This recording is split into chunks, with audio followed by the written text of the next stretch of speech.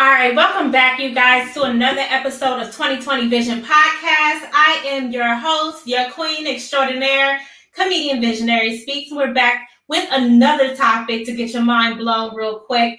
Today, we're talking about the LGBTQ plus community and the Black community. How can we mend these fences? How can we better have these discussions about the connection between the Black community and the LGBTQIA plus community? Today we have a illustrious group of guests who are going to bring us both sides of the spectrum, let us know exactly their position and how they feel about it. So we're going to start off first with our first guest, Mr. DP Patty. So let's bring it to the stage. Woo! Welcome to the stage, DP. Go ahead and unmute yourself. Yeah. Thank you. And give us a little backstory on you. Let us know who you are, where you're from, and your position on the topic. Mr. DP Petty, 37-year-old father of 5 daughters, beautiful wife. I think I'm an orphan, but I'd have to ask my mama. So I don't know, but I don't have a stance per se because everybody's free to live their life. My opinion, I guess, becomes an issue or a point to discuss when it involves like teaching or institutionalized insertion of a specific thing, like it's a force, almost like what is it when they make it force that affirmative action. Action. So now you're against affirmative action? To an extent.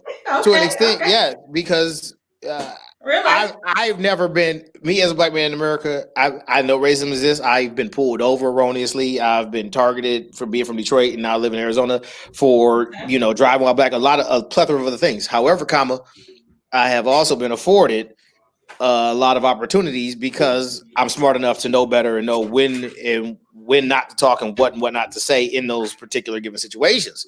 So I think it's a matter of perspective and knowledge of what you do and don't allow yourself. Like, I'm not going to be in a position where I am around, potentially say a company where I am only going to get hired based off or mandated off the color of my skin instead of me being the best qualified. Because I'm gonna come in there anyway and make you feel I'm the best qualified if I had a bag on my head, because I can sell myself better than you can sell yours. That's just how I feel when I go in. So that's how I feel I'm gonna get hired, off of the merit of my salesmanship in myself.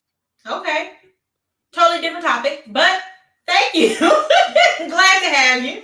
Let's bring another queen to the stage, a fellow comedian. He's also a comedian, you guys.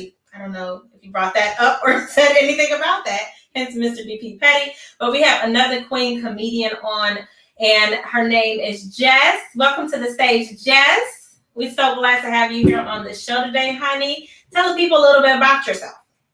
Hi, so I am married to a woman, and we have one child. We live in DC. I'm an educator, and I'm an anti-racist facilitator. Wonderful. Yes, thank you. I'm excited to hear your input on the topic today. Next, we have another fellow comedian. I promise you, we're not all comedians, at least not one of us on this here platform. But let's bring Jason Octorn to the platform. Hello, Jason. How are you? I'm good. Sorry, I muted my mic. Sorry. It's fine. Yeah. Yeah. Jason, tell us a little bit about yourself. All right. So I'm the owner of Two Joke Minimum. It's a collective that is built to help other comedians and comedic organizations. We believe in working together rather than working against each other. It can get a little competitive. So why not pool our resources together and help each other out, Absolutely. I believe in that strongly. Also, support Black initiatives and Black business. There you go. Right. Next, we have a fellow comedian, LJ, to the stage. Welcome, sir. What's good? How y'all doing, people? What's going on with you? Peace and love. Good. Living a life, living the dream in quarantine. That's all we can do. Absolutely. Tell us a little bit about yourself. Well, I'm LJ, comedian out of Ohio, Lima to be exact, for those who keep misconstruing and thinking I'm from Cincinnati. No, I just have affiliates all over Ohio and beyond. Pretty much, I'm a jack of all trades. I'm a comedian, videographer, photographer, entrepreneur. Doing all kinds of stuff. Got a few pages and whatnot, and I'm just here for the funny, man. It's like anything to make you laugh, make you cry, make you giggle, but get your mind off of your words. It don't really matter. Hey, all right. Come on now. And by the way, did I hear DP Petty say, however, comma? Like you added the comma to your own sentences? Like you doing punctuation in your talk, bro? So you be like, oh, I was walking down the street. Period. I mean, like, if he don't edit himself, nobody else will. So there you go. Be your own self-support. All right, thanks, LJ. Oh, and your position on the topic. What do you mean? Your position on today's topic. What is your position? So DP said his position on it. We're gonna hold that, Jason. We're gonna hold that. See, I have like a little mash of mentality that I could put on that because I'm a heterosexual black man raised in the 70s. You know how that could possibly be. Mm-hmm. But I have a gay son. I don't know how to say this. I have a transgender niece. Mm-hmm. You did it right. My nephew believes that he's a woman. So is that transgender niece? Would that be how that is? That is a transgender. You said it right the first time, and then you backtracked. Okay, all right. Well, you were so progressive for like 2 seconds, and then you was like, that's my position. My position is a point of confusion because sometimes I don't know where to say or how to address it. But I feel like this. I have my own thoughts on things, but at the same time, I'm that guy that I may think something differently. You may not like it. The same as you may think something differently. You may not like it. But let's both respect each other's opinions and position in life because let's say a gay man, you may be gay. I'm not. I don't have to suck a dick. That's up to you. But I'm not gonna get mad at you for whatever you do in the dark. That's your business. You know what I'm saying? All right. Well, there you go. Respect others' positions and mind your own business. I felt that. All right. Let's bring on Joseph, another fellow comedian. Joseph Robinson. We're gonna go by Joe today. Welcome to the stage. Welcome to the platform. Glad to have you. Can you hear us, Joseph? So, hi. Yes. Can you hear me? Yes. Okay. So I am Joseph. I'm a gay comedian. For my day job, I do trainings for helping people understand this topic, working with LGBTQ youth. I was in foster care, and so now I kind of train foster parents on how to have LGBTQ youth in their home. Wonderful. So I'm really looking forward to we got some experts on the panel. I can appreciate that. We got some trainers in the midst. I'm just a real opinionated lady. And speaking of real opinionated ladies, here comes my best friend. Welcome to the stage, Tease. Welcome. We're so glad to have you again, a friend of the show. Welcome back. Hi, everybody. My name is Tease. I'm from Detroit, Michigan. I would consider myself an ally, a growing ally, meaning that I know that I don't necessarily understand everything, or I don't, I may misconstrue some things, but I'm willing to be more understanding and empathetic towards the situation. I have, just like LJ, I have a few family members that do identify as various things, and I feel like growing up in the environment that we've grown up in, there isn't necessarily a space for them, but I'm definitely one of the few voices that are advocating for them to have their own personal space because that's their business. You feel me? Absolutely. Well, I can appreciate everybody's opinion on this panel. I myself am a strong ally. I am strong in my beliefs that everybody has the right to love who they want. And love is love, no matter what it looks like.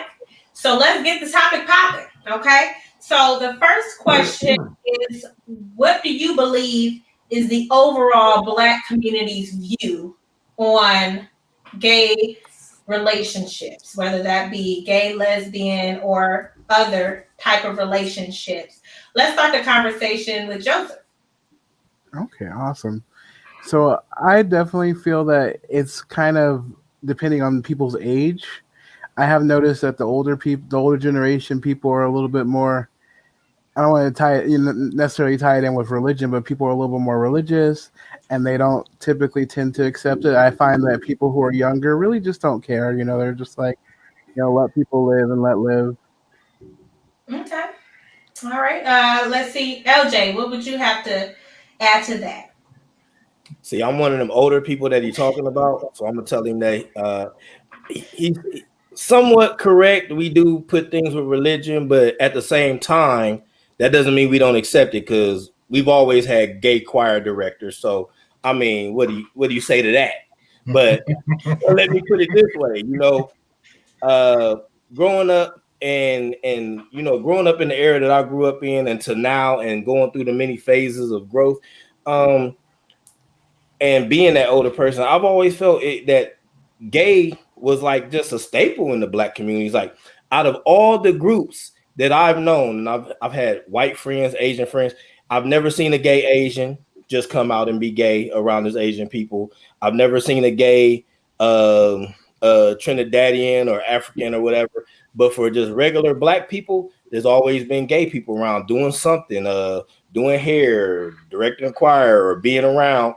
The only thing about it is, when I was a kid, it wasn't that we want you to keep it in the closet. It was just nobody's business. You know what I'm saying? That's how we felt about it. It was nobody's business who you were sleeping with. People say, oh, it's not about sex.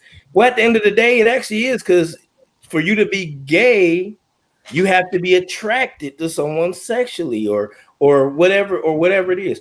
So at the end of the day, we just felt it wasn't nobody's business. But nowadays, everybody wants to be accepted and stuff.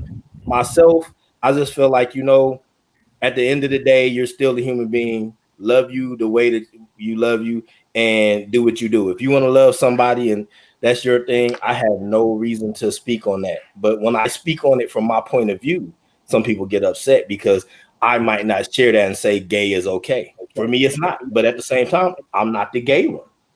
If you're the gay one, be happy about that. That's my point.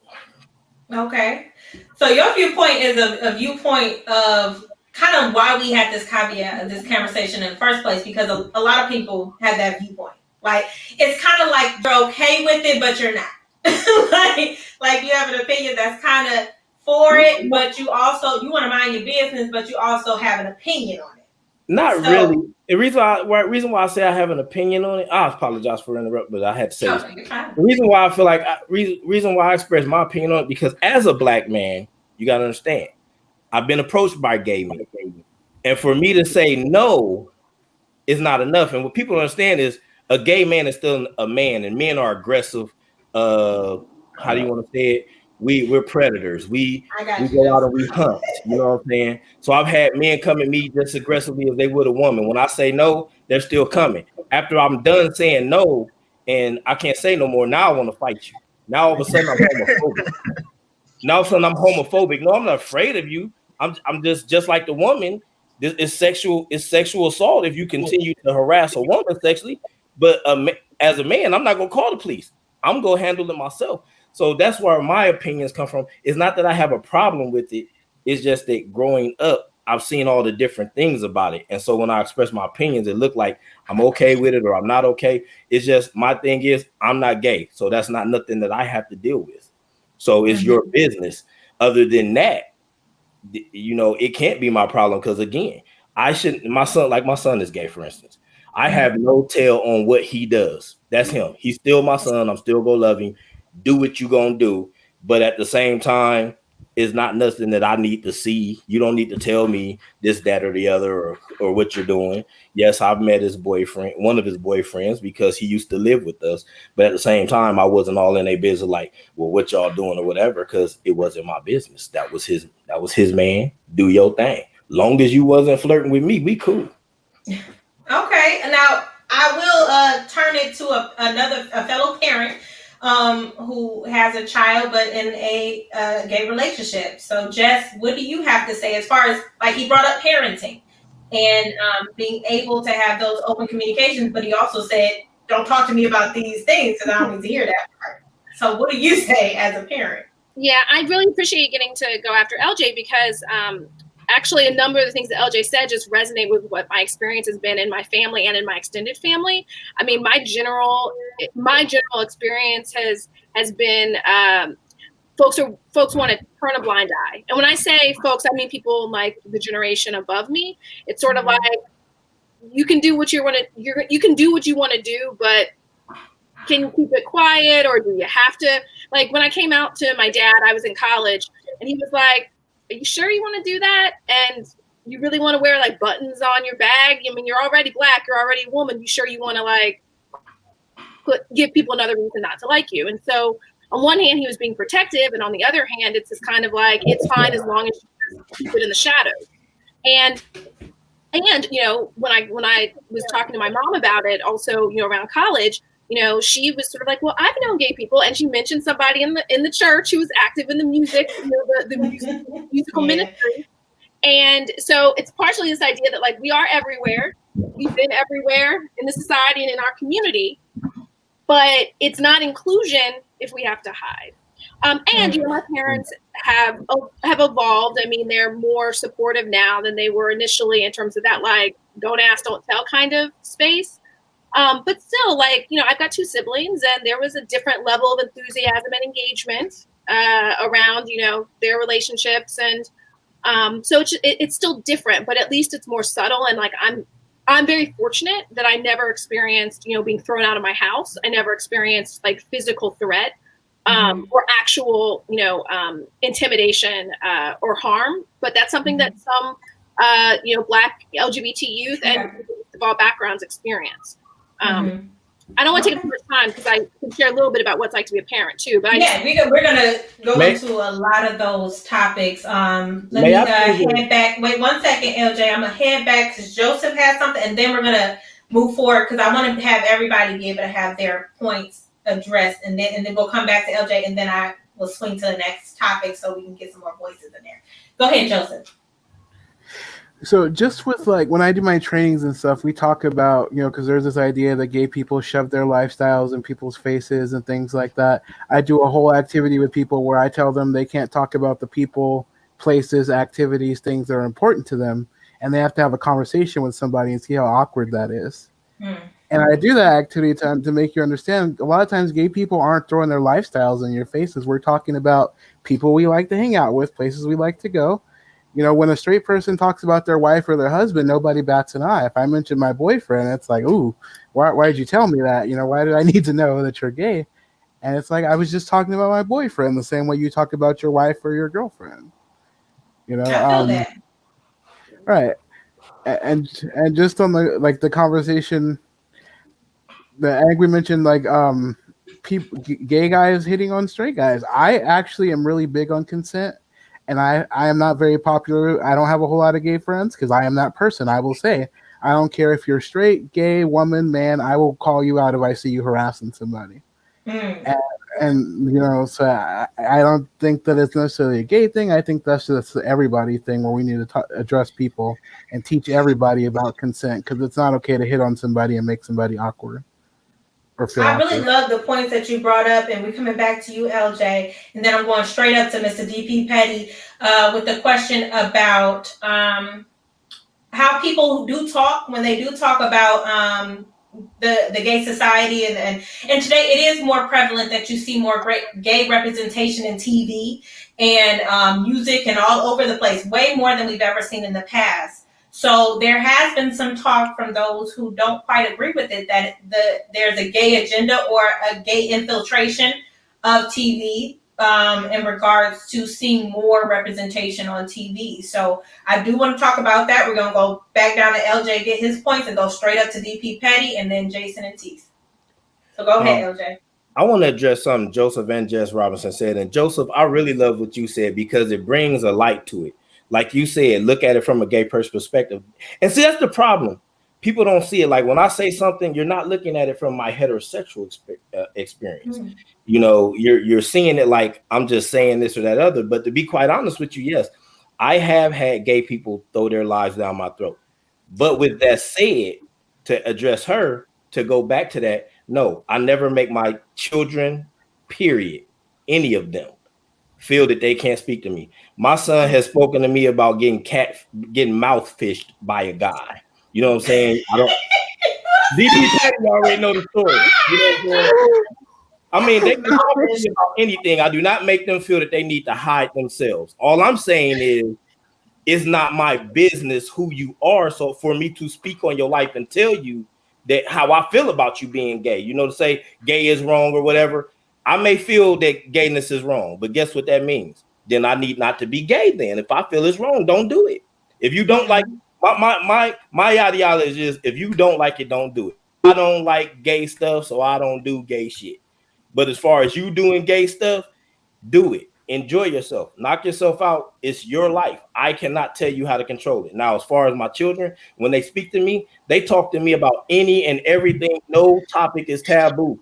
I might not like it, but they have the freedom to speak to me. You feel what I'm saying? But at the same time, that gives us both the point where I can speak to them from my heterosexual experience, and they can speak to me from their homosexual, bisexual, lesbian, transgender experience. Like I said, my nephew, again, I don't know how to do that, and we have an issue with that, but I still respect her. She wants me to call she wants me to call her. You know what I told him?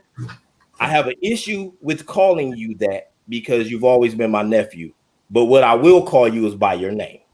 That way I'll never misgender you to you. And then I don't, that's our compromise. That's how we speak. Like I said, yes, I should understand it from your point of view and see what gay people see. And not all gay people or whatever will shove their lives on your throat. You're just talking about your life like anybody else. But there have been experiences where they do. I've had gay men approach me, and when I tell them after the second or third time, they tell me, well, I find you handsome, you should appreciate that. No, I don't have to appreciate nothing, bruh. It's just like an ugly dude trying to tell a girl, oh, you should appreciate that I even. No, she don't. She got her own attraction, and you just might not be it. Well, what? I had a transgender person tell me, oh, you can't see me as a woman. No, I can't. Oh, well, you're transphobic. Why? Because I choose not. So I'm fat phobic too. If I see a fat girl and I don't like her, you know what I'm saying? No, that's my preference, and my preference is not that. That's all it is to me. I can see you as an individual, but I can hang out with you all day and never feel ashamed because I'm secure in my manhood. But when it comes to attractions or anything like that, I may not be attracted to what you're attracted to. And that's all that is. Okay, can respect that.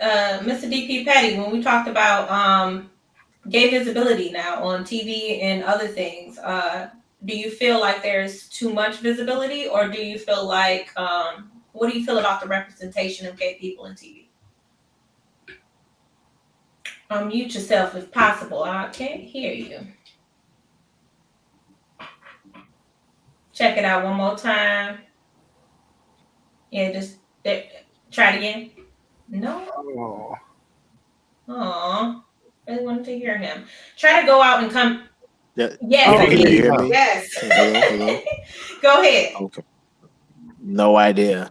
I have no issue with the visibility. I have an issue with the fact that from the standpoint of the media and the entertainment that I watch as a black man and what appeals to me as a black man, I don't see the same push of inclusion, like LJ said originally, for other races and ethnicities. It feels like it's a thing. I'm different. When I hear terms like population control, I don't think about the world at large. I think about black people. I think because we are the most dominant race on the planet. That's by and large it. They want population control for us. Thomas Jefferson and Ben Franklin both co-signed on a statement back in the day that said, why would I increase the sons of Africa when I can increase the sons of Britain? That tells you all you need to know just from the founding fathers of the country standpoint. Population control is for us. And I think that there is an agenda against us because they can't control our breeding. One drop of black man semen goes 7 times farther than 12 drops of white man semen. We repopulate faster. We are genetically superior. All the same bull crap that they would give you about America in general and white dudes is because they wanted you to not believe it about us. And then they come back and show you scientifically how it is true. And we see it every day. You watch professional sports. Anything we want to go ahead and take part in, we gonna win. Point blank. Okay. So just to bring you back, it's connected to me. A gay agenda, or is it just a white man's agenda? Because those are two different things. It's an agenda against the repopulation of black men, because the best way to control the population and the growth is to stop it altogether. You can't go out and make a vaccine and make everybody sterile. Mm-hmm. But if you normalize something that has always been around and been prevalent and been able to be its own entity, and people be able to live in their own truths and in their own world, and then just start saying, hey, this is a great TV show, but you know what it's missing? This. And it didn't miss that because you just said it was a great TV show. But then when you incorporate this, it's always the same this you're incorporating. I don't see on the show where they're incorporating a whole white couple. Like I see it once every now and again, like Modern Family. But then every black show, it's a prevalent thing that one of the main central characters has to be a gay black man or has to be a lesbian woman to make the show go. Those characters are always secondary on the white shows. They are just things that help move the narrative of the show. But for us, it has to be this is that staple of this show. It's a show about strippers right now called P Valley.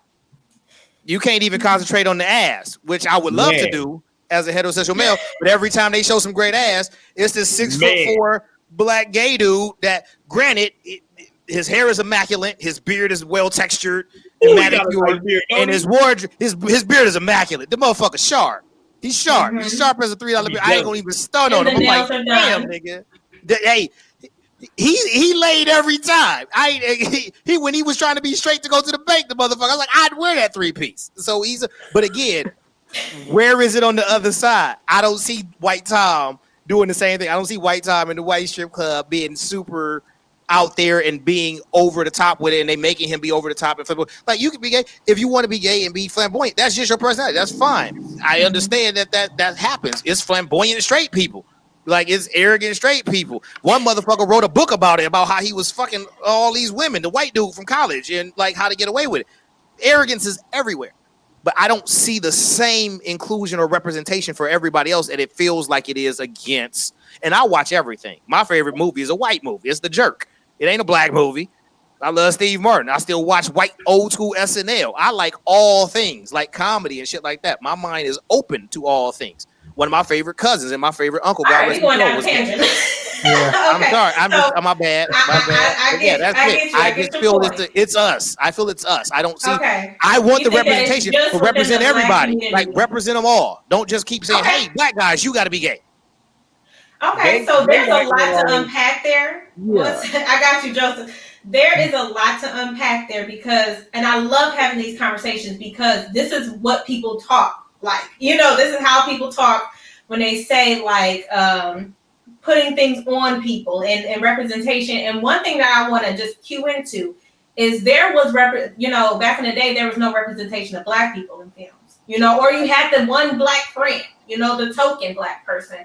And there's still a gap in the representation of Asian people in films. There's still a gap in the representation of Indian people on the screen. They still don't see a representation of themselves. And I think that, just to put things in perspective, that's exactly how the gay community felt for years, is that, and that's a part of that term, being in the closet, they were also closeted from opportunities of acting. And it makes me think, how would I feel, being a young lady from the 40s or the 30s or the 60s, and not being able to see a young black girl on TV. A lot of gay people felt like, I don't know or see anybody who's like me. And even though it is more prevalent these days, but that just shows diversity. That shows that now everybody has a seat at the table. Everybody can show up, because usually there is a gay person in your family. Like, there's so many family shows that didn't have gay people. How do you not have a gay person in your family? I have like 3 or 4. So just to piggyback off of that, I'm going to come back to you, DP, but I do want to get Jason and Tisa's voice on the platform.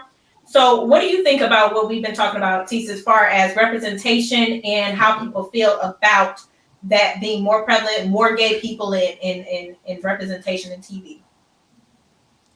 So there's been so many things said. Let me just say that. Okay. Yes. So as far as like representation in TV, I feel like there needs to be representation, but sometimes it's done in poor taste.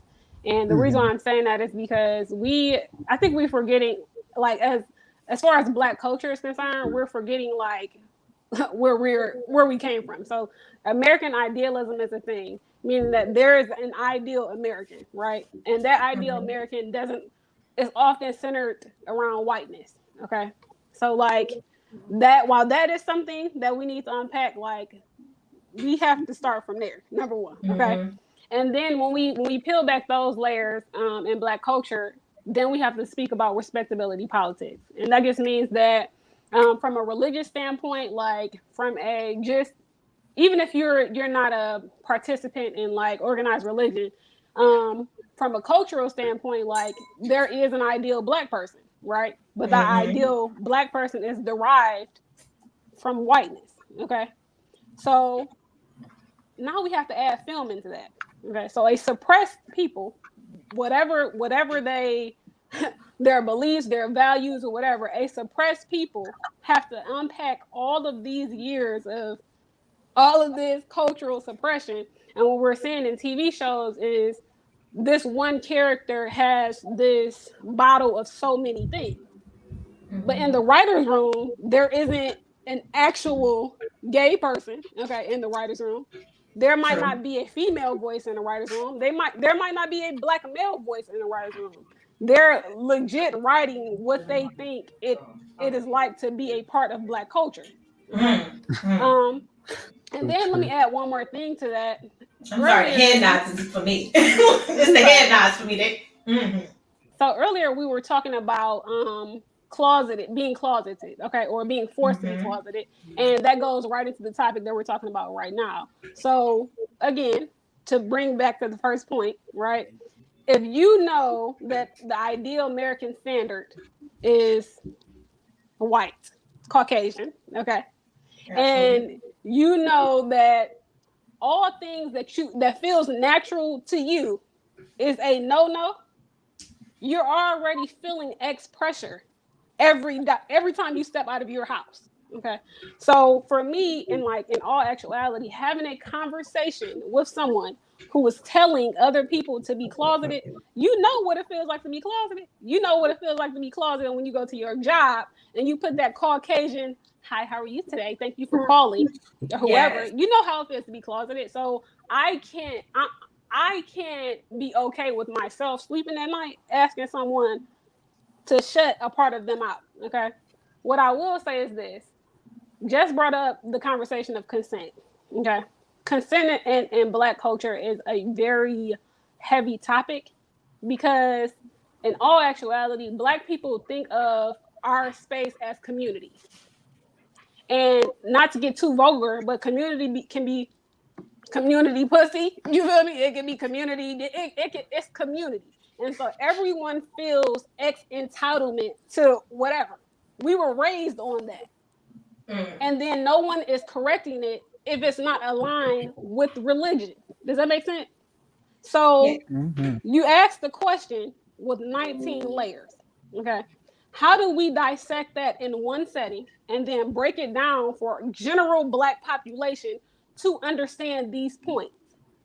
That's impossible. So we're having a conversation with a 70-year-old baby boomer, okay, with religious beliefs that not only contradict their everyday life, like it's a problem. It's problematic, right? We're dealing then with Generation X. Generation X was somewhat of a breakout generation, somewhat rebellious. And then millennials don't give about. So having that conversation, right? Trying to give everyone space to voice their concerns and coming to a resolution for Black people, considering all of those levels, is very difficult. Mash that up and then try to represent that on TV. I don't know how you did it, but that was so well said. Kudos and smooches to you for the verbiage. Okay, I saw a lot of head nods. I'm gonna get Jason's ideas, and then we're gonna come back. We're gonna come with a different topic and head back down to DP. Go ahead, Jason. I don't know if I'm gonna follow that now. Like follow that. I have a dream speech on it. Damn. Let me just ball up this paper and throw it in the garbage now. No, I'm kidding. No, it's very well said. I don't know. I agree with portions of what there's been, like been said before. There's been so much said. Um, I agree with some portions. I'm an ally. I think that right now what we're going through in culture and in media is that um, they're trickling in a lot of the diversity. I mean, we are seeing a bit more of gay commercials. I've even noticed like there's more Asians in commercials. Yes. They're just not doing it. They're just not doing it fast enough. I did. I don't know where I heard this from. It's not necessarily that television shows reflect the culture that is currently existing, but they try to show the kind of culture that we're trying to go to transition to get people's minds into accepting gay culture, accepting Asian or well, I don't know about black, but we kind of take the back burner when it comes to that. And I think and I'm not trying to make it political, but I think this administration is is trying to get rid of all of that. Get rid of all of the things I just listed. And it made me think about when I heard everybody speaking about this administration and how we're trying to roll everything back because it made me think of what DP Petty was talking about before. Um, that was so greatly put. But it brings me back to the argument between T.I. and Candace Owens. And he said to her, at what point are you trying to make America great again? At what point are we dialing this back? Because like DP Petty said before, this is like we know what that means when we hear make America great again, or start hearing these phrases. We know that this ain't nothing positive for us. This is they're coming for us in a certain way, and I don't know. It gets me so frustrated, honestly, to see the way this country's going. I have no. Listen, I have so much love for the gay community. I have so much love for the transgender community. It's just it is brave. I hate that word brave because white millennials like to use that for hot pockets and iPods and shit. Like they just throw that word at everything. So I cringe when I hear the word brave. But in that community, it's just when you see a confident gay person, they're confident in it. And I don't see that so much in the black community. I don't see the level of that confidence sometimes. Not all I know because I see LJ making that face. I don't see that same confidence. I don't see that self-worth. I agree. I agree. Especially when you see it in majority black communities. Yes, maybe some work, but they don't push themselves to where they need to be. They're coming up with excuses. They're coming up with why they're not where they're supposed to be. I know everybody in this room, we are all black, but we actually strive for things. We actually try. I don't think Visionary would have had us on this show if we weren't. But there are some people that they want to make excuses. But when I see a confident gay person, they are proud, they are not afraid of it, and they're like, fuck you, you can accept me if you want, and I think that shouldn't just be a gay mentality. That should be something that everybody across the board should have. And I think that we need to have that attitude, not only as people, but as a black community. So that's where I'm coming from with that. Okay. Well, we're gonna go up to Jess because she had not, and then we're gonna come down to LJ, and then I have a caveat to that because I do agree that when you see somebody that is out and proud, there is a persona people know this about me. I banked a lot of my persona off of watching drag queens, because it takes a lot to come out and say, not only am I gay, am I a man, am I a black man, but I'm coming out in this dress, honey. My hair is going to be laid, and I'm going to wear these lashes, and I'm going to talk the way I want to talk. And that, just seeing that against all odds, it made me feel so connected because as a black person, it's so hard for us just to be ourselves. And I think we have been beat down to be less confident because we've been trained to think that we're less than. And that's the same thing that we tend to do to the gay community. and beat them down to the point where they feel like they're less than, but they were smart enough to say, no, honey, I'm going to be myself and I'm going to do this my way and I'm going to be stunning. So, Jess, what do you have to say in regards to that? Well, I really appreciate this conversation. Tease, I like that you mentioned respectability politics, because for me, I would just say that as a younger person, it did not feel like, and I say young, I mean as a young adult, so in college and then in my 20s, it did not feel encouraged, and in fact, it was actively discouraged even by my employers. So not only was I getting the message in college, if that's what you're going to do, just be quiet about it. At work, as a teacher, as an educator, I was also told I was not supposed to share anything about my life, which goes back to what Joseph was saying about that meant I couldn't actually have small talk with people because there were whole portions of my life that I wasn't really allowed to bring to the table. And I just want to specifically add that it's only as of this year, in June, that there is national discrimination protection in terms of employment for LGBTQ people. That only happened this year. And given where the Supreme Court might be headed, who knows how long that's actually going to stay in place. So I'm in a situation where I just got some rights that might actually be taken away in the next couple of years. I really appreciate what you're saying, Jason, about being brave. And you also, Visionary Speaks. There are a lot of Black gay voices, Black LGBT voices that I think are not being heard because of parents, teachers, community members who still are trying to suppress it. But on the other hand, I think the folks who are speaking up and speaking our voices and speaking our truths, we can dramatically increase the amount of safety that folks who are young people who are coming up can have if they happen to be LGBTQ. And if we do that, we're saving lives. I just want to be really clear that part of the issue of not being open and affirming, being at least having some baseline of respect and making sure that these young people are not being bullied, is that there is a far higher level of suicidal behaviors and attempts for folks who for youth who identifies LGBTQ. Absolutely. You gotta know what's at stake. LJ. All right. There's a lot to unpack. A lot. It is. And I'm gonna try to unpack it without taking up too much time, but I have two questions I want to ask first. Joseph is putting his finger up, so if you want to, I noticed that. But first I want to ask Jason Oxhorn, actually everybody, what is an ally? I need to understand what that is. I really don't. I'm not being funny, but I like to understand when people say ally, what do you mean by ally? Can Jess, go ahead and answer that. Can you? Go ahead, Jess. I can just really quickly say, to me, like, the baseline for an ally is understanding how important it is to offer respect. Okay. And not everyone is willing to be, back to respectability politics. There are a lot of civil rights issues that not everyone is willing to be on the front lines about. And as a Black person, when you're on the front lines of any civil rights issue, you will experience resistance in this society.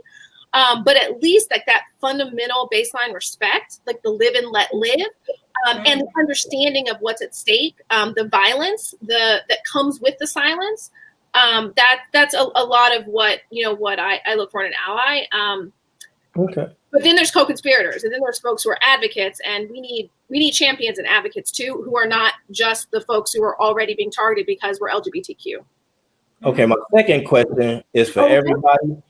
I was gonna say, and I'll start with Joseph to answer your second question. I mean, at this point. Go ahead, LJ. You can say your second point. I'll let Joseph start the answering portion, and then. Okay. Well, actually, my second question is for everybody, females. I mean, women. You don't have to answer this question because I respect you. But how old is everybody on here? Oh, okay. I mean, we all young enough to tell our age. I'm 30. DP, you next. Damn the mute button. Okay, Jessica. He young as hell. DP. He young as hell. Go ahead, Jess. 37. 20, I thought he lied. I was like 27, my nigga. 37. Okay, go ahead. Okay, Jess. Yeah, I have just entered my don't give a fuck 40s. Ooh. Okay, so you're up there. Give it up, girl. I mean, you look good for 40. I thought you was younger. Yes. I really did. Go ahead, Jason. 35. 35. Okay. T. I'm 30. Joseph? 28. 28. So respectively, I can say that I'm the oldest person on here at the age of 46, but Jess is not far behind. So she's probably seen just as much as I've seen. But with that being said, a lot of stuff that I've heard, like the representation, for instance, it's always been there for Black people. But the thing is, the way they're pushing the narrative now, they're pushing in such a way that they're really controlling your minds to where you don't see it. Like, for instance, there's always been gay representation when there was Black people. There was a movie called Revenge of the Nerds. I don't know if any of you guys seen it. The one Black person in there happened to also be gay. And the messed up part about that was he was a Black homosexual, and they considered that being a nerd because he had no other qualities. He wasn't the smart one or nothing like that. You know what I'm saying? All the other white guys were intelligent. He was just gay. But you got to understand, that was a movie written by white men. You know what I'm saying? Then you have other movies furtherance, you know what I'm saying? You've always had Black men playing gay parts like Ving Rhames and Holiday Hart and such. Every time there have been gay men. There have been gay men that we don't even know are gay that play straight parts. You know what I'm saying? Gay white men that play straight parts. One of my favorite ones is what's his name from the movie Starship Troopers? I can't remember his name. DP, you remember? Casper Van Dien. No, not Casper Van Dien, but he was gay too. The other Neil dude, Patrick Harris. And I love Neil Patrick Harris. You know, he played Doogie Howsen. He's gay for that pussy. Harold and Kumar. Always plays a straight character. The only time he played a gay character was when he was spoofing the fact that he was gay and saying he wasn't really gay. He was just doing it to get more sex. So the thing is, white men have always represented strong white men. Black men have always been the ones forced to put on that dress and do something else. We can go all the way back to Nadine Flip Wilson. Flip Wilson. So the representation has always been there because the way I feel is the Black community has always accepted. We've always known, we knew who were the gay people or whatever. You never knew who were the gay white people. And for those Black people, because I know everybody seen the men who grew up, they were married, but they were undercover gay. They called it being a closet. That was not because the Black community, because we all knew that he didn't like his wife. That was for him to go out in the regular world to be accepted. Because we had to have this person, like you said, we had to put on our white face. You know what I'm saying? And that was pushed away from us. So I don't feel like Blacks have ever had a problem. It's just that now we're pushing these narratives to where it seems like we have had these problems when it's always been open community. For as a matter of fact, the Black communities have always been a close community where we didn't want anybody else coming in because we could handle it ourselves. But then they start infiltrating and tearing us apart. Like he was saying about, you know, with the movies and representation, we've always had. We've always had. Drink some water, man. Damn. My God, take a breath, my nigga. We've always had that situation. Good guys, see, this is the fly on Ken's head right now. This is not. We just always had the representation. I'm gonna let you take over, Joseph, because I got some ideas. I got you, LJ. Take a drink of water. Go ahead, save yourself.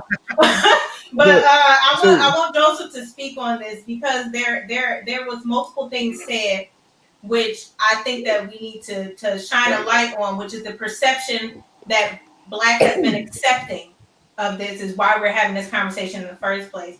I personally don't believe that the Black community has been as accepting as LJ has put it, and it's shown through the levels of abuse and even the downplay. Like when you're younger, I'm sure all of us have experienced or been around somebody who's gotten bullied for being feminine. Masculinity, toxic masculinity is running rampant in the Black community. Is what we're based. That whole idea of even saying I'm a strong Black man to the opposite of a gay man, because there are strong gay men. So even the fact that I'm showing in movies that I would be a strong man, why don't they show strong men? Gay men are strong too, and they're also Black gay men. So the representation is interesting when we say weakness and femininity as being weak, and then Right. masculinity and being strong. So Joseph, could you please give us your insight Yes. on that, and then we'll come Yes, back up to please. the temporal. There's been so much I want to talk about. I mean, even just I know starting that with. figure would. Go ahead, Joseph. I mean, just you know, gay representation in the media. Well, first, I wanted to comment. I believe that groups of people who hate gay people and black people always like to pit us against each other. I'm a gay black man, and I don't no, neither one of those is lower to me. For me, they're both a part of who I am. And I don't ever look at it like, oh, I need to advocate for black people. That means I need to lower my advocacy for being gay. And I feel like you can advocate for both and still, you know, respect both. As far as representation in the media goes, I think T said it best is that you have to represent right. You can't just put gay people in a movie and think that you're doing right. Like a lot of times they put us in movies and shows, and we've always been there, but they usually they make gay people either the butt of the jokes or before it was very common for gay people to play predators in shows. They would use us to say, "Oh, this is what gay people do: is they prey on children," and that's what they represented us as the media. So I mean, if representation is, you know, incorporating all these different ideas and aspects of one person, not just putting a character in there and saying, "Well, they're gay." Visionary, remind me of what you just said. I'm so sorry. I had so much going. I like one right down the I list. think we were talking about people representing as far as gay people not being strong, or saying I'm a man, so that's the representation of masculinity. And if you're gay, you're not exactly in that same category of masculinity. Right. So when I do my training, I talk about gender too, and gender ideas and stereotypes, because that's one thing too that's very harmful for our society. Is we have all these ideas of what makes a woman and all these ideas of what make a man, that we pigeonhole people. We don't allow them to be themselves. Like I tell people all the time, I get into debates with people about toys. I had a conversation with somebody about toys, and she said she didn't want her son to play with dolls, and she didn't want her daughter to play with race cars and blocks. And for me, toys are learning aids. You know, yes, they're for kids to have fun, but they teach skills. You know, what we classify as girls' toys, you know, stuffed animals, dolls, they teach kids to care. You know, the stuffed animal is the first thing a kid gets that's outside of them that they have to care about. And we tell young boys they can't do that. You're not supposed to be caring. You have to be hard, strong. You can't care about things. I feel like we do a disservice to our young women, because what we classify as boys' toys are designed to teach kids to work with their hands and use their brains.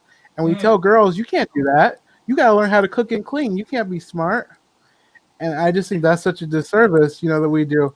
I am a firm believer that anybody can be strong. You know, just going into the realm of gay marriage, I feel like that's a lot of times the idea that people have. People have the wrong idea. People have the wrong idea about that, because they think women can't teach sons to be strong, and they think that men can't teach their daughters to be caring, and that's just stereotypes. You know, I feel like women can teach their sons to be strong, you know, and men can teach their children to be caring. You know, it's just a failure of imagination that we tell people they can't do that. That is a lot of gems. I'm gonna be right over with you, Tees, but we got one person who has to exit. We did start a little bit later today, so I want to give DP the opportunity to say his last point before he leaves us, and we'll continue the conversation. You know, we'll give it a little more time. Go ahead, DP. Just final thoughts on your topic before you exit. Touch on it, the last thing Joseph said, because the other stuff needs more time. But as a parent, I have 6 children. I have 1 son and 5 daughters. I absolutely can teach my daughters how to be caring, but not in the same way that their mother can. I cannot teach them that, because as a man, I don't care the same way she does.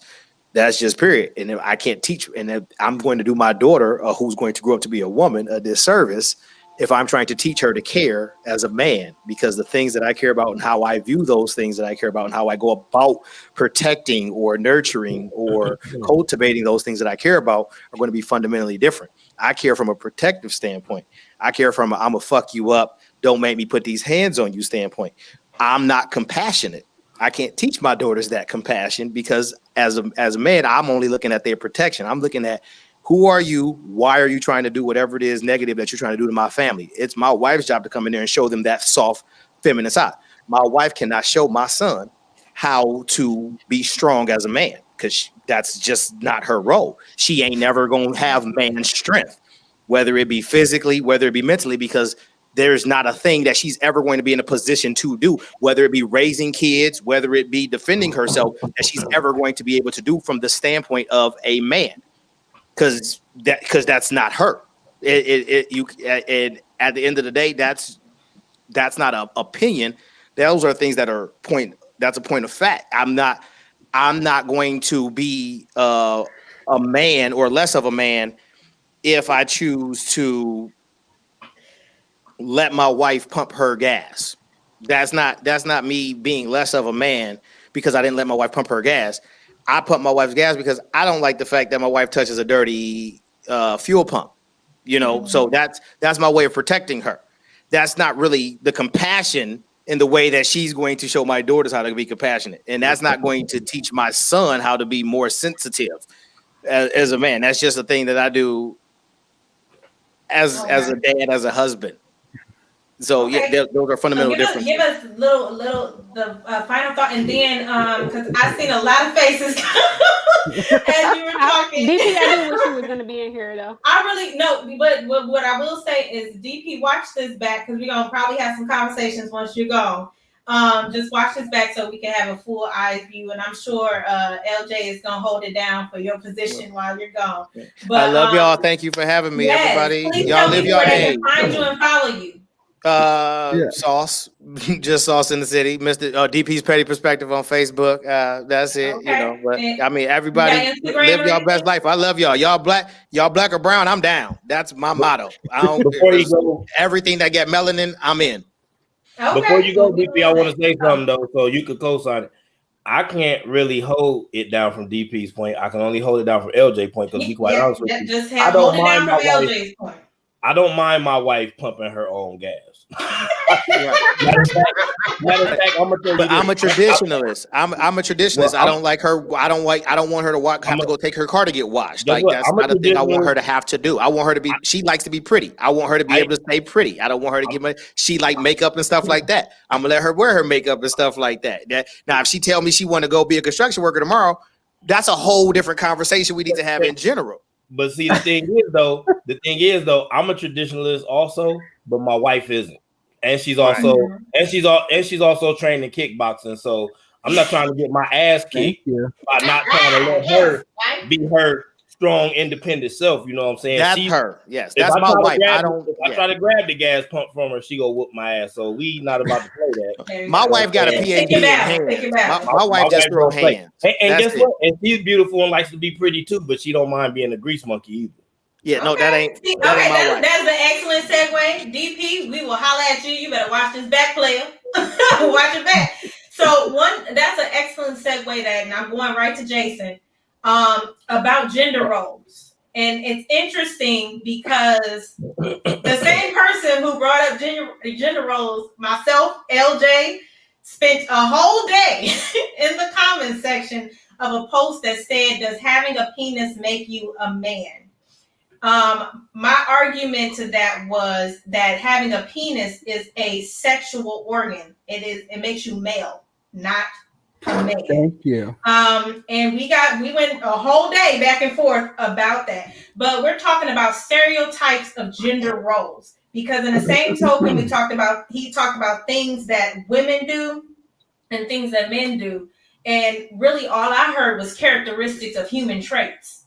It wasn't a male trait or a female trait. Some things are synonymous with certain gender roles, but some things, like in my relationship, I am more like, I'm the type of person who will take the trash out, or I'll do more hands-on. I like to put things together. So I'll put together a table, and, my husband will call somebody to put that table together, so it's like, those are characteristics of people, because I even feel like I wouldn't be the more caring mother.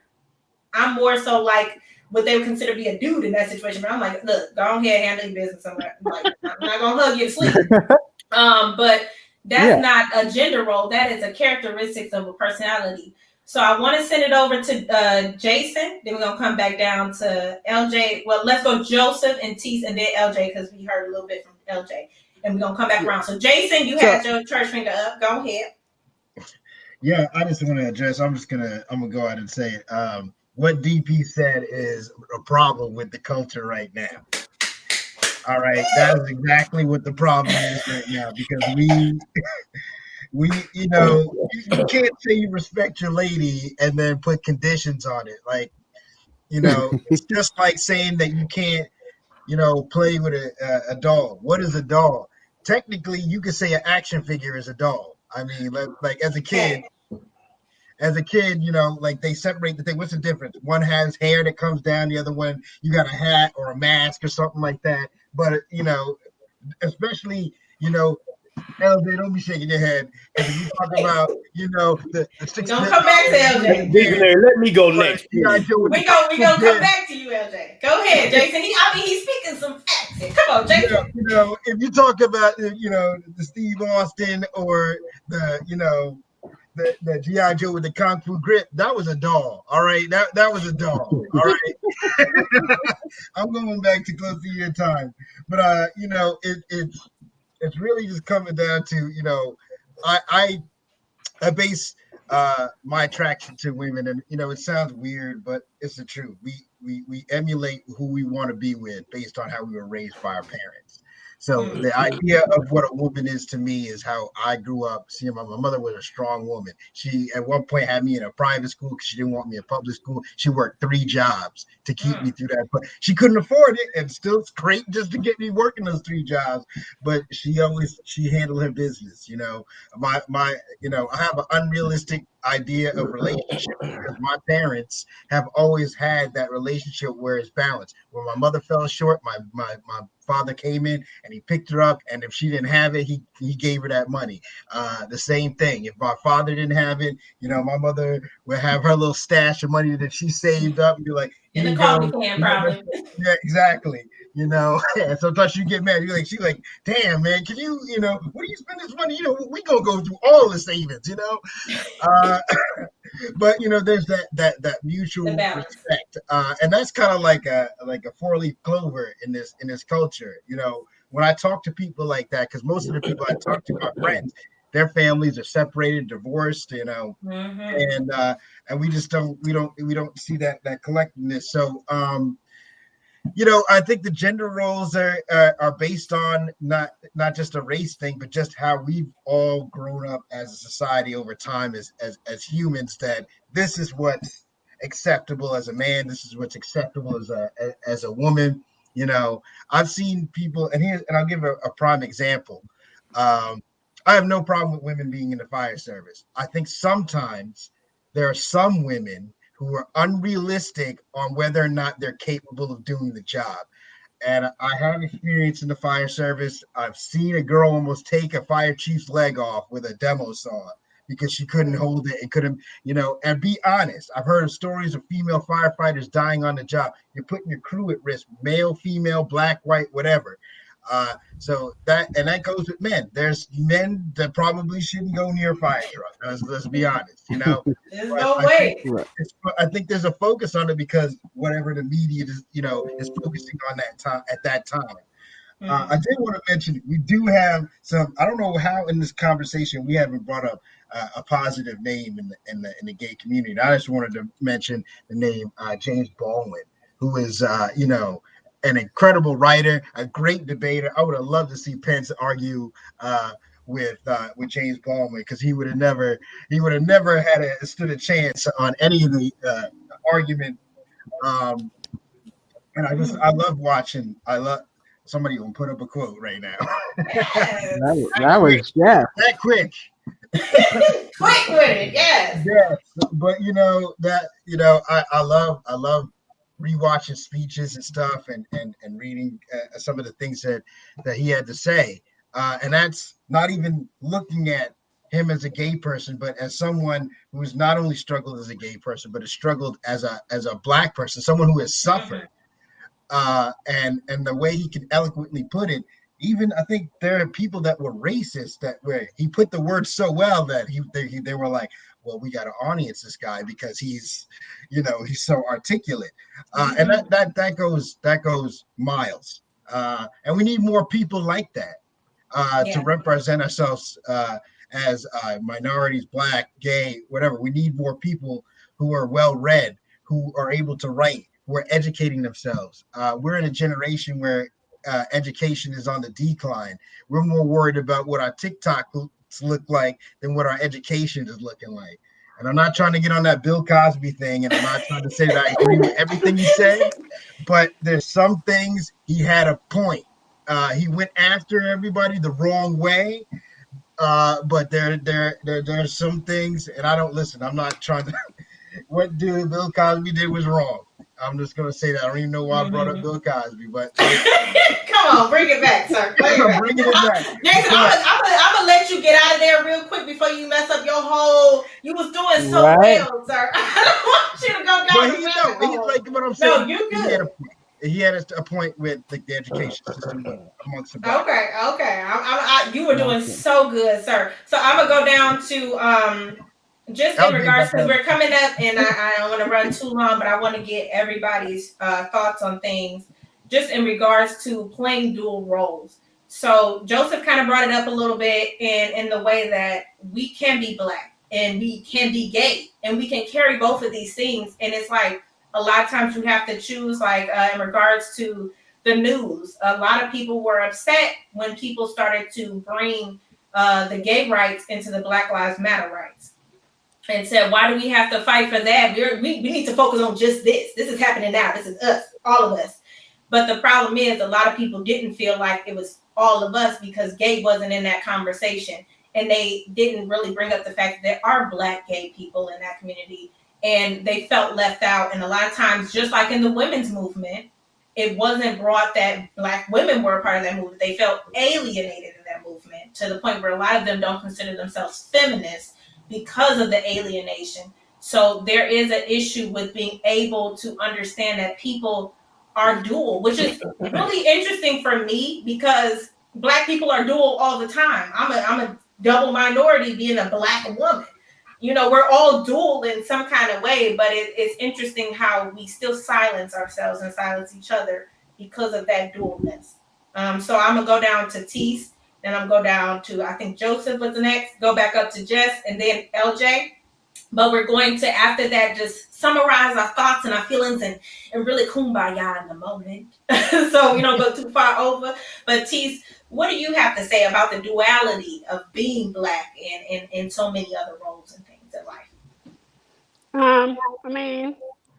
Black people aren't a monolith. I feel like, first of all, again, just to go back to like being this ideal Black person, right? Like you're Black plus a million other things, and obviously Black is a social construct. Okay, let's just put that out there, especially here in America.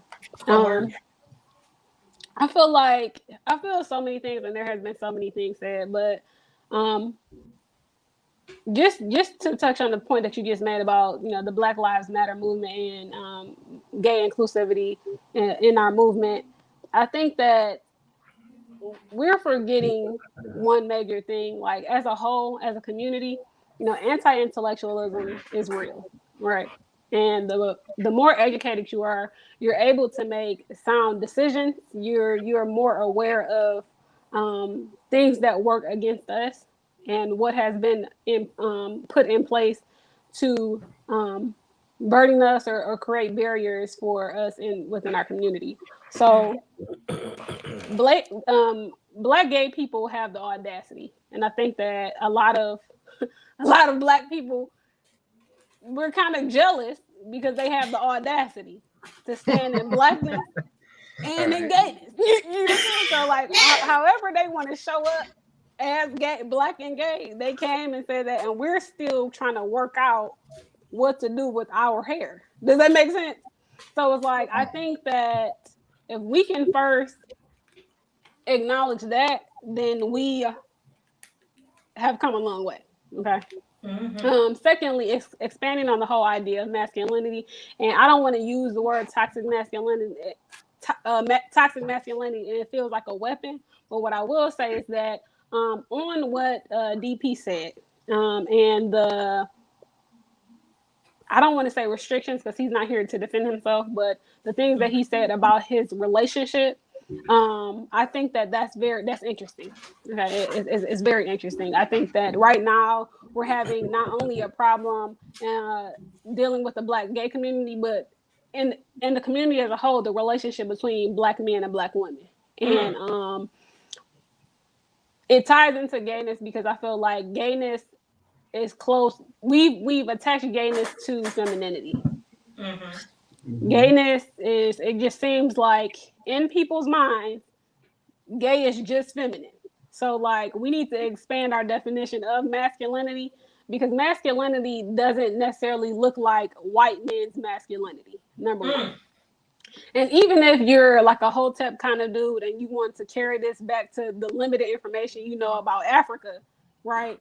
There also needs to be, we need to hold people from the motherland accountable, or people third world people accountable for how they're operating within their culture, and be inclusive. Femininity and masculinity, it lives within each and every one of us. And in order to be a balanced person, we need to be able to tap into that, right? I think that it's a problem when you're saying that you can't show care.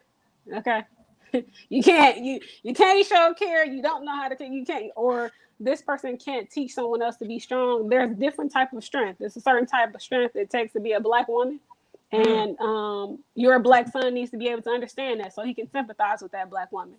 It's a certain kind of strength that it takes to be a Black man, and your Black daughter needs to understand that, and vice versa, so we can have a well-rounded child. That's the focal point, right? And then to tie it back into what you're saying about duality, I feel like, why is everything so singular with us? Here's the one answer. Okay. And so if we're going to keep coming back to the one answer, why even have the conversation? You're not one of anything. You don't fit into one of anything. And if you are, then you're wasting life. You legit haven't stepped on this platform of like, I finally understand this one little bitty thing about life. If you think you're one singular thing. Oh. Okay, yes. I mean, hey. That's why she's my best friend. Y'all can't have it. She's mine. Okay, that's why she's here. Okay, so we can have these conversations. Just well said, well put. Yeah. So what I want to do is I want to allow everybody to have just some final thoughts on the topic, and also please share your social medias if you're one of those people who need to do that, like us who want to get followers. And just tell us if you're having any businesses or anything that you want us to go and support, because we support Black business. But let's just closing thoughts on the topic, because honestly, we went a lot of places. And that should tell you in a conversation about duality that Black people aren't a monolith. Like we literally went from a conversation about LGBT plus in the Black community to femininity, to gender roles, to protesting, to all these other elements of what it means to be a person, not a Black person, a person. And we have so many aspects. So we're going to start with Jess, because Jess got to go. And I'm so sorry. We started a little bit late. I'm sorry, Jess. But I want you to go. And bless you, Queen, for being on this platform. Just tell us a little bit of your final closing thoughts and where we can find you. Well, I want to thank everyone. I love Black people, and even more as a result of this conversation. I do have to go because I have a Black wife who is not pleased with me. And you know, so just to wrap up, I'll just say, you know, Black, queer, Black gay folks, we are everywhere. We've been here, which is kind of where, you know, LJ started us. And, you know, as it relates to Black Lives Matter was founded by a group of queer Black women. So there's a history of Black women and Black queer folks doing a lot of the heavy lifting, a lot of the upfront civil rights, like champion, advocate, put our lives on the line. to try to make things right for the Black community as a whole. And so, you know, I put that James Baldwin quote up there because I wasn't going to let this meeting happen without making sure that James Baldwin and Audre Lorde and Bayard Rustin and June Jordan and countless other names, but I wanted to make sure those names were just uttered here. Yes. And their contributions to the Black community. So I love you all. I enjoyed our conversation. In terms of DP, you know, people can negotiate their gender roles within their relationships as long as that's not being told to everyone else. You know, like there's some things I like to do, some things I don't in terms of, you know, how we divvy up things in my relationship. But I don't think that has anything to do with what is possible for a woman, possible for a man, or possible for someone who's non-binary. And for me, as someone who's actually bisexual and pansexual, it's not even like duality. It's like a spectrum. You know, it's like we're talking about infinite possibility, multi-dimensional thinking as we move into the next era of humanity. So thank you all. Thank you. Where can they find you, Jess? You got it up there, but where can they find you? At The Willing Four. On Twitter? On Instagram. On Instagram. Follow her comedy. She's an amazing comic, so follow her there. Thank you, Jess, for being a part of the dialogue and conversation. This is how we push the needle forward. So thank you for being here. Thank you, Jess. Yes, thank you. All right, Jason, final thoughts. I'm so glad that I was next. And we're just going to act like while Jess was talking about gender roles, LJ was being fed by his woman. So you see the off-camera fork come in, and he just took a nice little Two steps forward. I just thought it was appropriate. And I hope Jess didn't think I was laughing at what she was saying, because I just laughed because that's just the true LJ nature to do something like that in the middle of us having a serious talk. I don't know what else can be said. All I can say is that, you know, we need to come together as a community. And I don't know, what I'm about to say may not even be the most popular thing. I think that whether gay, straight, Black, white, Asian, Native American, or whatever you are, we need to come together. And that also means that we need to also, there's some people, and I don't like hearing this because I'm mixed. And I hear Black people putting down some of the white people that are out there protesting, who are actually trying to advocate for us. And I just want to say this quote that I just thought of right now: white shame does not equal Black power. All right. Because we're doing the same thing that some of these people did to us, and we telling them to stop doing it. And we're going to turn around and do the same thing. You have to be better than the struggle. You know, we got to be better. We got to do different. And that's the only way that we can, you know, get further along in society is understanding, having a dialogue. Now, there's going to be some people that are not going to listen, you know, particularly on these topics. And I know, you know, hearing this more and not even realizing it, and realizing the hurdles to not only just be gay, but be a gay minority. Having this conversation has opened my eyes. And not to say that I was ignorant to it, but just it wasn't like the first thought in my mind. So I'm definitely glad to have been here and been able to be a part of this conversation. Because there's just there's so many things to think about now, and maybe some behaviors and things that I didn't realize before that I did maybe change, you know. But you can find me on Facebook with the name Jason Oxhorn, on Instagram. And you can also follow my business at tjmcomedy.com or 2 Joke Minimum at 2 Joke Minimum on Facebook. So that's all I got. Thank you, Jason. Thank you. Before you leave, Jason, don't go nowhere because I don't want you to be gone when I say what I got to say because I want. Oh no, I'm gonna hear this. Everybody stick around. You don't have to leave. Stick around to the end. It's not too far away, so just stick it in. I gotta take a leap, but I'm gonna sit here and listen. Yes, just go ahead. Hold your bladder just for a couple extra minutes. Go ahead, LJ. Give us your final thoughts on the topic and also where the people can find you. Okay, my final thoughts on the topic. I want to refer back to something that Jason said and that Visionary Speak said. First, I want to say Jason said that DP's ideology is the problem. No, actually, your ideology was the problem. And I'll explain why I mean that. Your ideology is a problem with what's going on in our community because the problem is you had an ideology that had an opinion about another man's opinion. And that is the problem we're having today is we're having too many expressed opinions about other people's lifestyles or how they live themselves or what they do or how they even think. Somebody's got an opinion about Joseph Robinson because he's gay. Somebody's got an opinion about Teese because she's black. Somebody's got an opinion about Visionary Speaks because she don't look black enough. Blah, blah, blah, whatever. Everybody's got an opinion about what everybody else is doing. And then they spoke on, like she spoke on how DP felt, you know, him and his wife or whatever. Well, if his wife is okay with that, that is their business. If that is how he wants to conduct his family and raise his children, that is his business. And that's exactly where I've been the whole time. If you want to be gay, that is your business. At the end of the day, we are all humanity. Like it says on here, we could agree to disagree, but we're humans at the end of the day. Like you said, Visionary, the thing about your ideas about a man, how a man is. Well, I understand where DP was at, and I understand where I'm at, because I feel as a woman, how can you tell me what it is to be a man?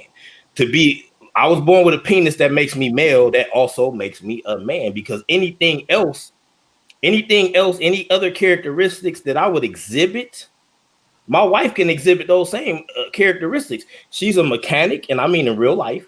She power lifts, she kickboxes, she does a lot of things other than come and feed me because she loves me. So does that mean that I am married to a man? No, that's just her as an individual, her characteristics. She doesn't have to be, she's not that stereotypical woman. You know what I'm saying? People got mad at me one time for our anniversary because I bought tickets to the UFC. And I was telling people we went to a UFC, blah, blah, blah. And all the women get on me like, that's fucked up. What'd you do for your wife? Motherfucker, that was what she wanted. She chose that. I asked her, what does she want? She said, get me tickets to the UFC. Front row. Got you. So you can get all the blood in your face that you want. Because that's what she wanted. And that's the thing. People have, because of their own mindset and ideologies, an opinion about somebody else's ideology rather than just let us live and let us all live together.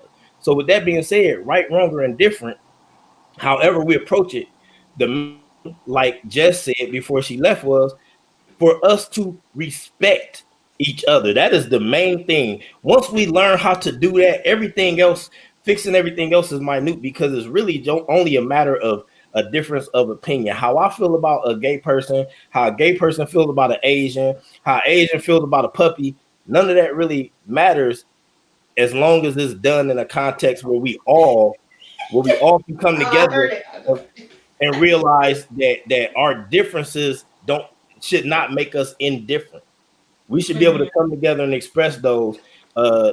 Men should be able to express it with women. White people should be able to express it with black people.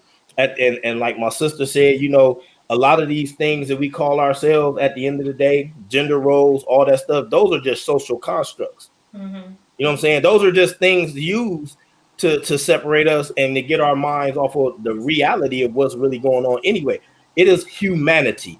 When you, like, Black Lives Matter. The reason why a Black Life mattered is because you just gunned down a human that had the same basic rights that you did. It just happened to be that the person was black, and that's why it happened.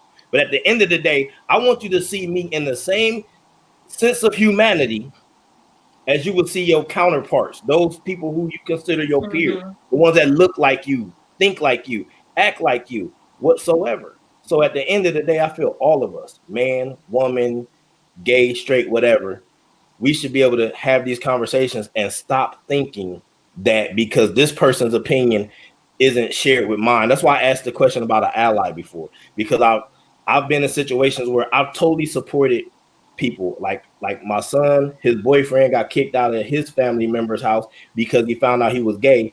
I didn't want the boy homeless, so I let him stay with me. You know what I'm saying? It wasn't about you being gay. It was about you as another human being, blah, blah, blah, whatever. You know what I'm saying? I could not let that happen. So at the end of the day, but people sit there and still tell me because I don't share certain ideas, or I don't believe this, or because I don't think that a transgender woman is a real woman, that I'm wrong. Well, that's just my opinion. And I'm not saying that is my opinion. I'm just saying, as an example, that's just my opinion. But if I respect you, love you, and reach out to you, now I got to validate everything about you for me to be an ally to you. That's all I'm saying. Let's stop pushing our opinions on other people's difference of opinion. Let's stop doing that. I hear you. Where can the people find you? Okay, everybody, y'all can find me at LJ Unhinged on Facebook. Check my page out. It's popping. LJ White on Facebook. That's LJ as in the letter LMJ. You can also find me at LJ Unhinged on Instagram. If you want to check out my pictures, I do videography, photography. I'm a dope ass comedian. Check out some of that. You can also find me tonight on Sauced in the City with Brenda Brown. If you want to go on Facebook and check that out, we're doing the second part of Comedy Bloodlines with my homeboy JR Jr. And man, I'm all over the place. So just look for anything with LJ and an Unhinged, come get it, because that's where I'm at. All right. He everywhere. Thank you, LJ. That's very like you said, everybody has an opinion and viewpoint, and I agree with you full-heartedly that we all have to respect each other's positions and viewpoints. I agree with that. But there has been a spillage of where it becomes dangerous when somebody's viewpoint becomes bullying, and when that bullying turns to suicide, or when somebody's viewpoint is causing them to hate people. You are like in a position where you have a difference of viewpoint and you don't press your views on anybody else either. You just feel the way you feel and you sit down and you drink your drink. There are people who feel the way they feel and act out. And that's where that issue comes in places where not everybody's like you. We wish they were like you, where you could really be like, mind your damn business and it'd be fine. The problem is there's too many people whose opinions become their actions and their actions become threatening. So I will say that.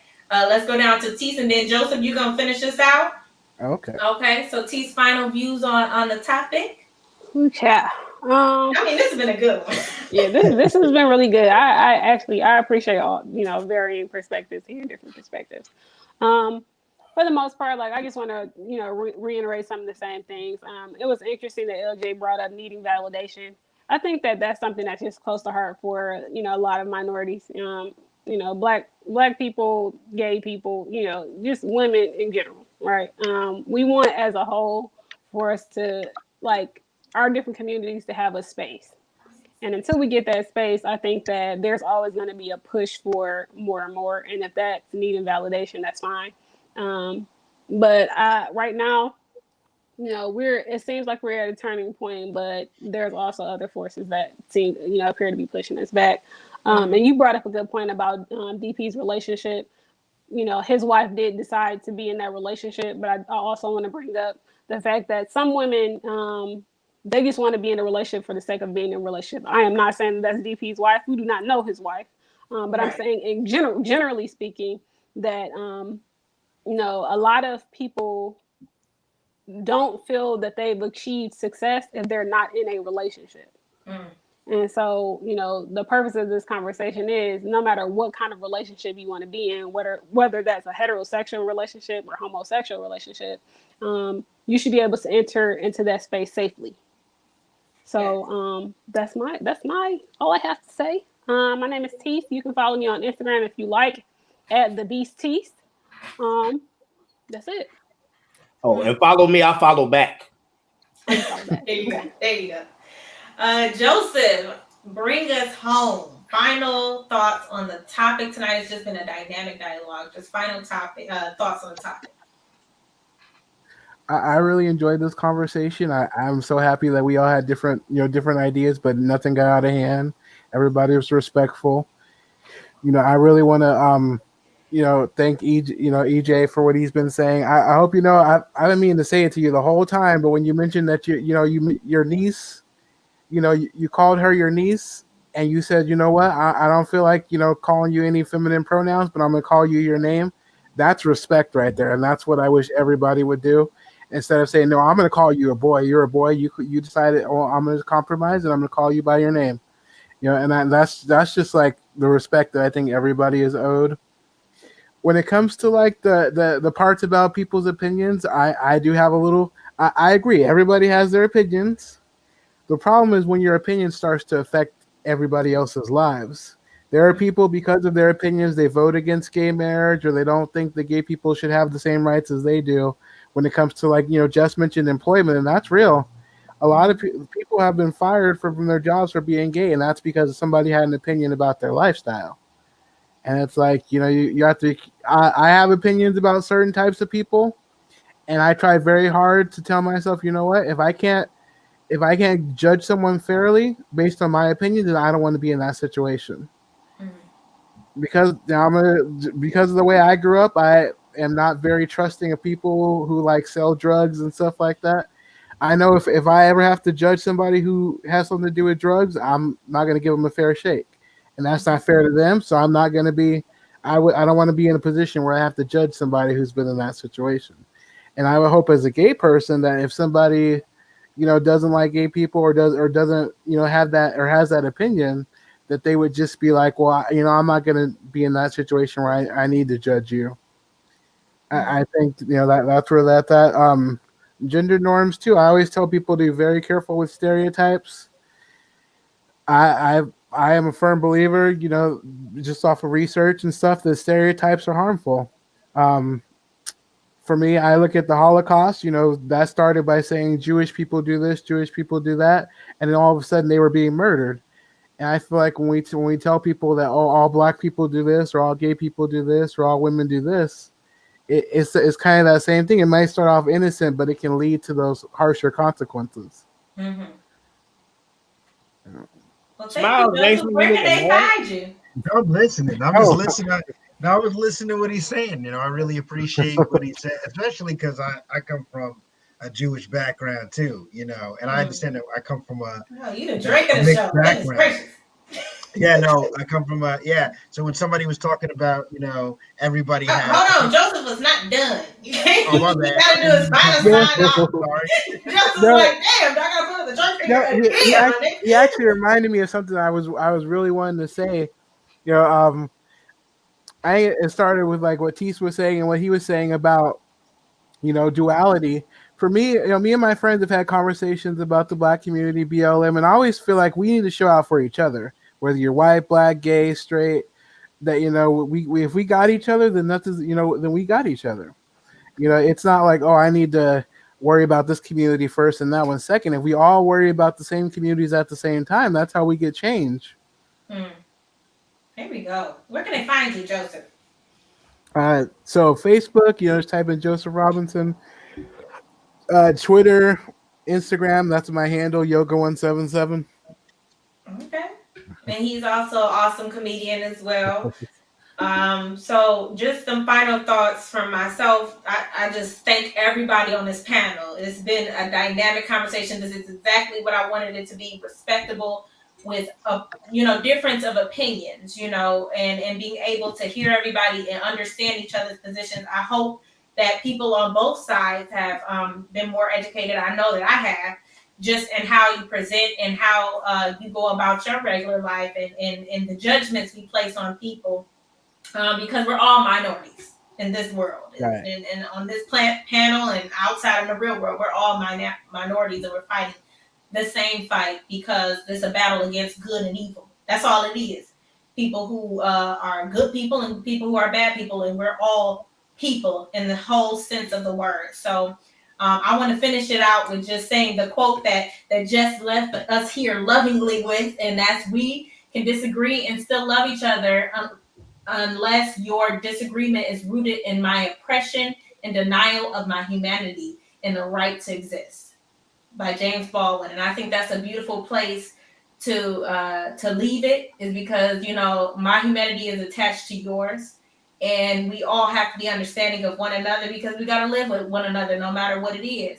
And we should fight for one another, because somebody's always fighting against us as a people. So right. I appreciate you all. I appreciate all your viewpoints. Like I said, you can find me on Comedian Visionary Speaks on all platforms: YouTube, Instagram, Twitter links, and everything that you can find out there. And follow all these lovely Black people, because we're out here.